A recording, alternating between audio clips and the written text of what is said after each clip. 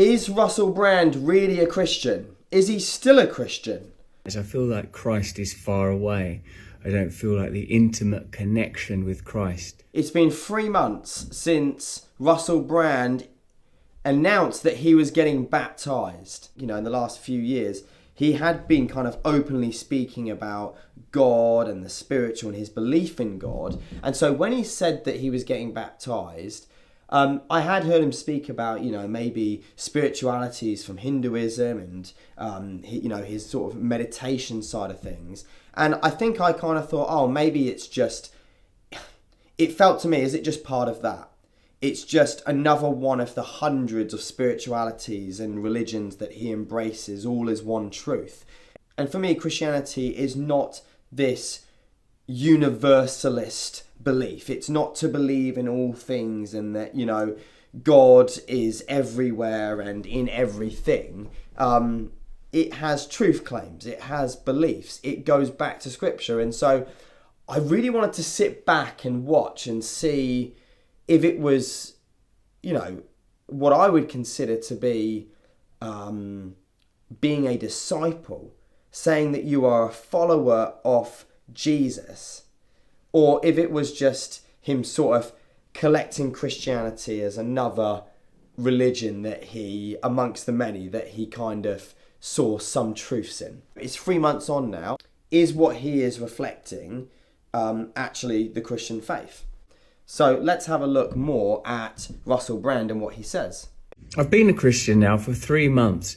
This isn't the old way Russell Brand used to talk. He has literally said he's a Christian. And I know that sounds really simple, but there was a part of me when he said he was getting baptized, and I did think, I wonder if he'll even say the words, I am a Christian, or whether he'll sort of be vague about it and kind of see baptism as like a spiritual pilgrimage or a rite of passage, just, you know, another thing. But I wasn't sure that he was going to own it and actually say, I am a Christian. So that's my first encouragement. Sometimes I find it quite difficult. What I mean by that is I feel like Christ is far away.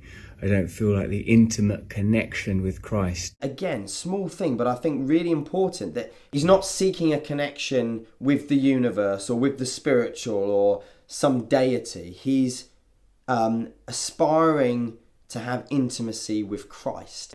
Today I've decided to read this from Corinthians. It's, you are controlled by your sinful nature. Aren't you living like people of the world? I heard yesterday in church that even when I can't feel God, God is working on me. God is working me into the shape that he needs me to be in.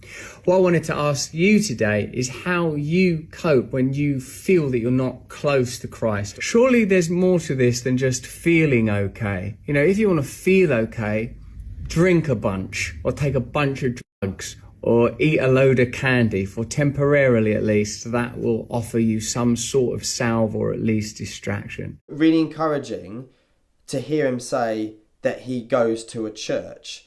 Not to use triggering language, but also that there was a sense of him sort of submitting to that church, that he listened to the scriptures and he listened to what that, you know, leader or pastor had to say.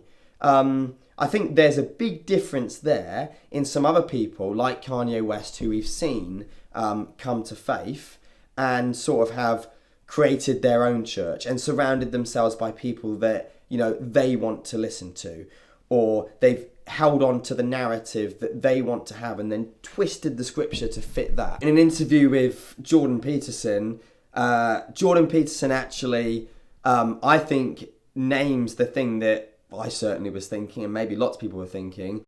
So in your life at the moment, it looks to me like you've taken a Christian tilt. Like, what the hell do you make of that?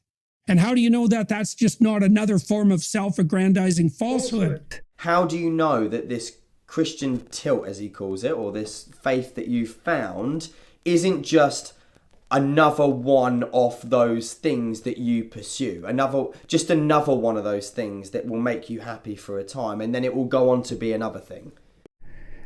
Almost as if something that felt so parochial and prosaic because of the because of the delivery systems it's ordinary, it's abundant, it's these grandmas at a bus stop, it's the drab intonations of a vicar in a parish, it's the apologetic Church of England, and I'm not attacking the Church of England, but where you feel that they might almost be afraid to mention God in there for fear of stepping on somebody's toes. That's really interesting that he already recognises, and interesting for the Church of England as well, that people see it. People see that the Church of England is a little bit pathetic at times and is so overly apologetic and so desperate to just fit into the culture.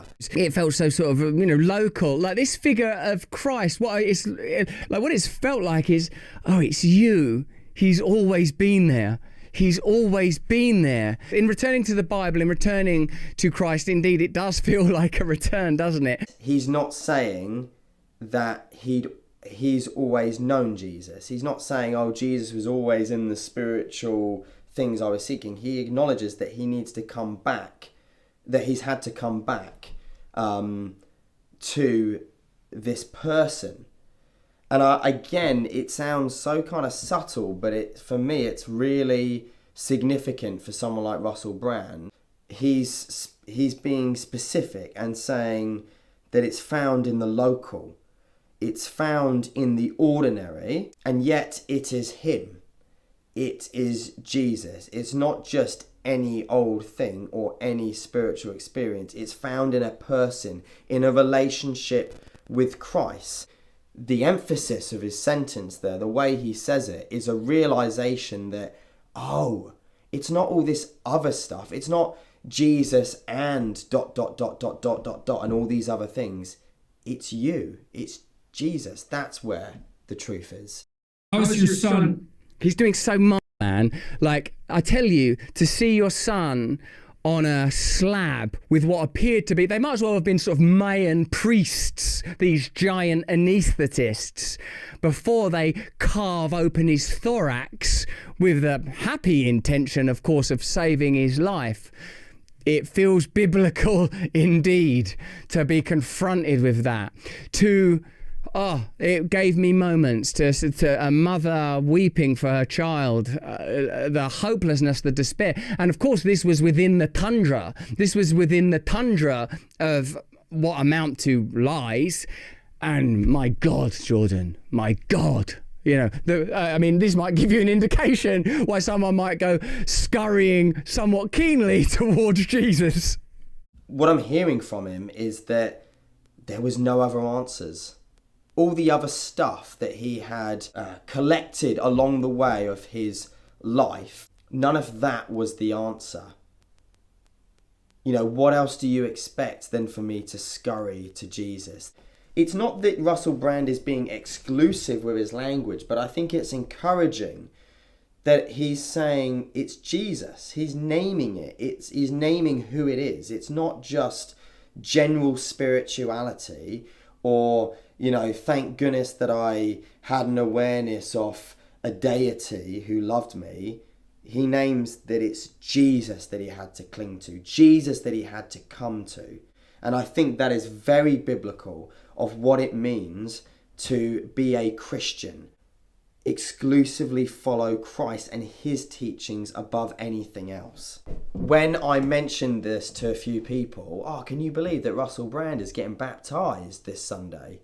Many people didn't know that, but when I mentioned it to a few people and also to a church as well, the reaction was super cynical. And I know I've said that I have had reservations about it, but this reaction wasn't just, "Oh, that's great, but let's see how this one plays out." It was almost a very viscerally negative reaction. Like a scoffing, like, "Oh yeah," as if Russell Brand's a Christian, or as if that's a good thing. This is from other Christians, sadly. But what it really highlighted to me when I got that reaction, and to myself as well, for the reservations that I had, was, isn't this what we see in the Bible? We see this, don't we? This reaction from Jesus's followers when he calls and from the Pharisees, when he calls people to follow him who they don't deem fit, they don't deem good enough, but also they scoff at Jesus for wanting people like Matthew, a tax collector, who's betrayed his people and, hurt people with some of his actions. Why would Jesus want him to be one of his close companions? When Jesus sits with tax collectors and allows the woman with her hair to wash Jesus' feet, there is a scoffing about it, and we have to watch ourselves. I'm speaking to myself as well, as if being a Christian is not exactly that. Someone who knows that they are fallen, someone who's made mistakes, who's done wrong, who needs grace, which is all of us, by the way. Why would we not expect someone like Russell Brand to have a conversion, to come to Jesus? Isn't that what we see in the Bible? I think that Russell Brand has had a kind of Nicodemus experience. Nicodemus is someone who comes to Jesus at night. He sees something in Jesus. For all of his wisdom and knowledge, for all of the things that he knows, he comes to Jesus and seeks him. And what he has is an experience where he is not converted or transformed because of the rationale that Jesus gives. He must be born again of spirit. It goes beyond just a logical switch in our mind. It's something where we humble ourselves and become born again. Like an infant, we become vulnerable. Here, I've seen glimpses of Russell Brand talking about that vulnerability. I feel like it looks like he's had that born again of the Spirit experience, but also like Nicodemus, because it didn't just happen overnight. We've seen Russell Brand on a journey. Nicodemus in that story meets Jesus in the night, and we're not told at the end of that passage that Nicodemus becomes a follower of Christ. In fact, he goes back to being who he was, which was a Pharisee. But then he pops up again later in Scripture, and he defends Jesus at one point. But then later we see him pop up in the broad of daylight as he assists Joseph of Arimathea in embalming Jesus' body. The Bible doesn't feel that it needs to tell us that this person, Nicodemus, has become a follower. But it becomes so obvious that he's on a journey, and it looks like comes to a point in that journey where he is unashamedly someone who is a follower of this man, Jesus.